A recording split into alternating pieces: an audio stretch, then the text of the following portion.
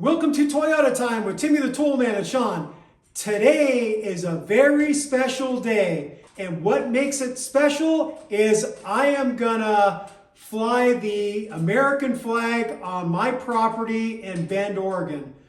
When I was living in San Jose, California, I thought it would be really cool to have a flagpole and fly the American flag at my property there, but I never did it. Now that my wife Alice and I have a nice property in Bend, Oregon, I decided I would get myself a nice flagpole so I could fly the American flag and so I can fly another flag that I will reveal in a little while when we raise these flags at the edge of our property. The flagpole company that I decided to go with is Oregon Flag and Pole. And the reason why I decided to go with them is because their flagpoles are made in the USA in Meridian, Idaho, which is very close to Boise, Idaho. There are more affordable options you can go with, like on Amazon and other websites that sell flagpoles, but most likely those flagpoles are made in China. And there's nothing really wrong with products made in China. I own lots of products that are made in China, but I thought it would be appropriate to have a flagpole made in America rather than China to fly the US flag. So in the video description, I'll put a link to Oregon Flag and Pole, and this is a telescoping type of flagpole.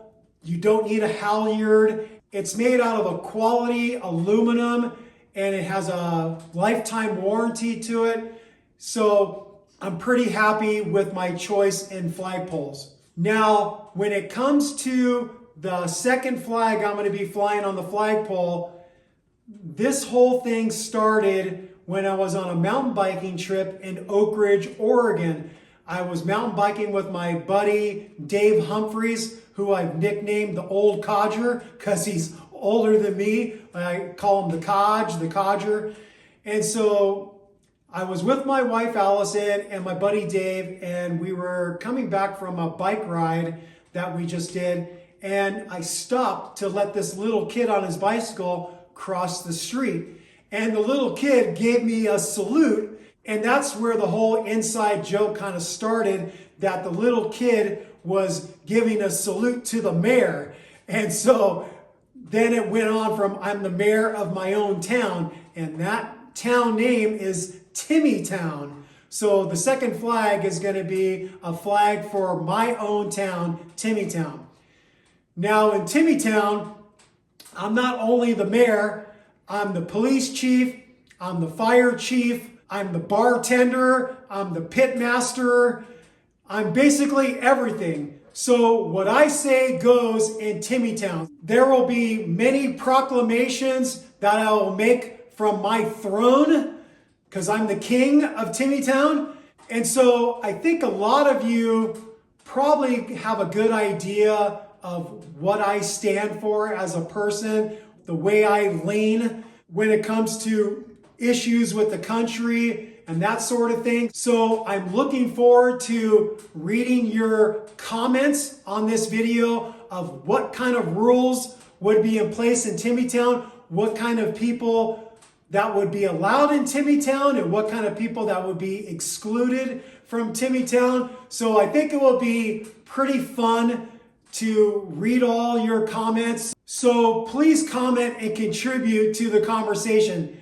Now, usually I respond to every comment, or I'll at least give it a like or something like that. I'm not going to do any of that because I don't want to validate or deny anything someone thinks the way I am as a person and the way I think. Anyways, I think it will be pretty fun, and it will be a kick to read through the comments of what you guys think.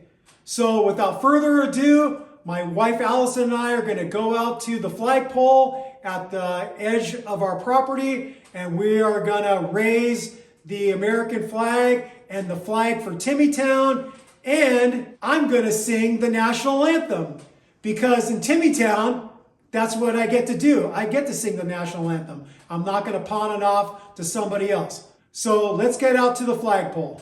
We're out at the flagpole right at the end of our driveway near the street.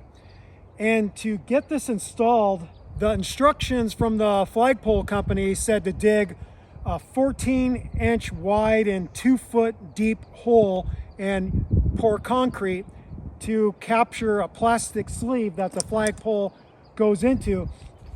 But because the soil is so loose and sandy here in Bend, Oregon, I decided to pour a hell of a lot more cement than what was suggested. So I dug a 2-foot hole that was a little over 2 feet deep. I put some gravel into the hole, and then I ended up pouring 12 50-pound bags of Quickcrete, which is 600 pounds of concrete. So this thing is not going anywhere. And I got the sleeve nice and level, so the flagpole should hang pretty straight up and down. It has a little bit of movement to it because of the way the telescoping feature works, but it's going to hang pretty straight when the flags are up there. Now again, this is a telescoping flagpole, so as I lift one section, I have to twist it and lock it in place, and then I can raise the next section, then the next section, to where it's fully raised. Now when it comes to proper flag etiquette, if you're gonna fly a flag at nighttime, it needs to have a light on it. So if you are gonna fly a flag at nighttime, it needs to be illuminated. I thought about running power out to some floodlights that would be shining up at the flag, but the Oregon Flag and Pole Company had a nice option, which is a solar light, which is this sucker right here. So it automatically turns on when it gets dark, and it will illuminate the flag during the nighttime. Now, when it's really cold and a lot of cloud cover, maybe it might not work out, but I'll soon figure that out. And if that happens, then I'll have to take the flag down at nighttime to follow proper flag etiquette.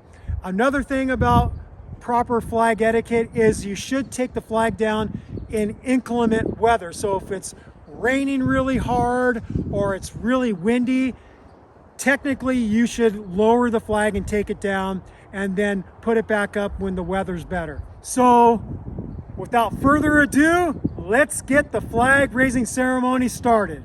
Now ideally I would have a second person helping me unfold the flag, but since my wife is operating the camera, I'm going to do this all by myself. So the way I would do this when I was at the fire department is I would unfurl it, drape it over my shoulder so I can keep it off the ground, which is another thing about proper flag etiquette. The flag should never touch the ground, and then I'll be able to raise it with that method.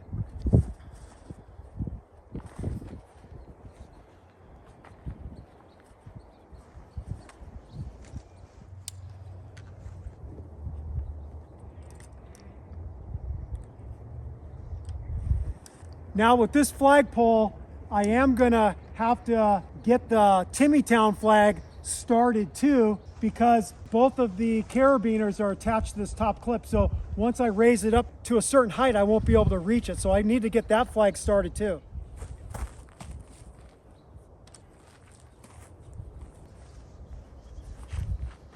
So I'll quickly show you the flag. So this is gonna be the Timmy Town flag.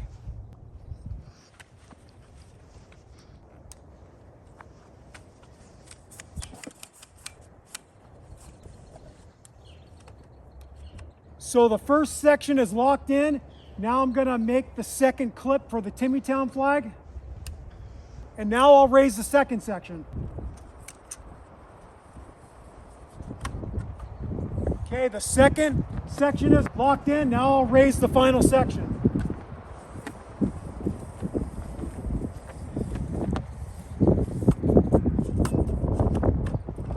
And there it is, the flag is fully raised. We'll get back a little bit so you can see how the flag is flying.